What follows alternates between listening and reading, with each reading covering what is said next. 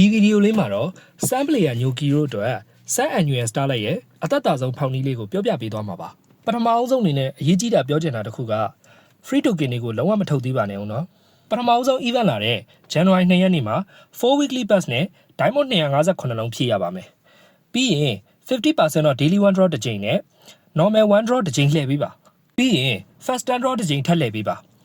ဒါဆိုကိုလူတို့က12ကြိမ်လှည့်ပြီးဖြစ်ပြီး Diamond 364လုံးကျန်ပါမယ်ဒုတိယရက် January 3 ရက်နေ့မှာ 50% တော့ daily one draw နဲ့ normal one draw ကိုအရင်လှည့်ပေးပါ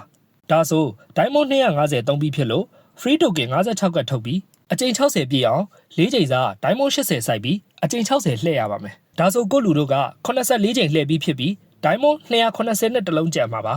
ပြီးနောက် January 4 ရက်နေ့ကနေ January 21 ရက်နေ့ထိ 50% တော့ daily one draw နဲ့ normal one draw ဆိုပြီးတစ်နေ့2ကြိမ်ပုံမှန်လှည့်ပေးသွားပါ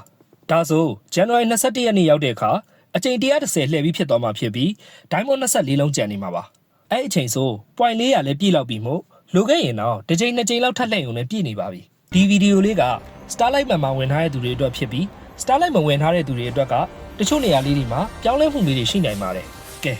ဒါဆိုကိုလူတို့အားလုံးအကြိမ်ရင်နဲ့ Sun Annual Starlight ကိုမြန်မြန်ရကြပါစေလို့ဆုတောင်းပေးရင်နောက်ဗီဒီယိုလေးမှာပြန်တွေ့ကြမယ်နော်